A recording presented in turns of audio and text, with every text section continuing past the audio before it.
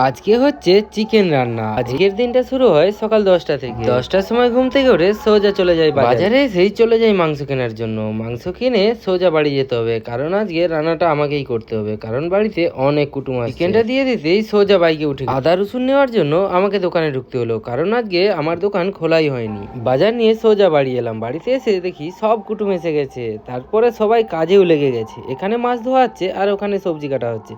আর আমি কি করবো, আমি ভিডিও করছি আর এখানে শুরু করে দিচ্ছি রান্না। মাছ ভাজা হয়ে গেছে, সেহেতু মাছ ভাজা খেতে খেতে আলুটা ভেজে নিলাম। আলু ভাজার পরে শুরু করে দিচ্ছি মশলা করে মাংসটা রান্না করতে।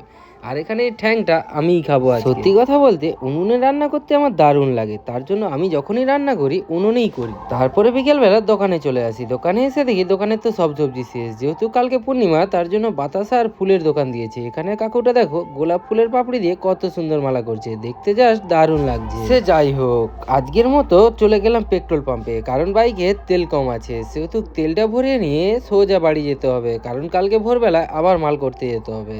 দেখা হচ্ছে কালকে ভোরের বেলা। আজকের মতো বাই।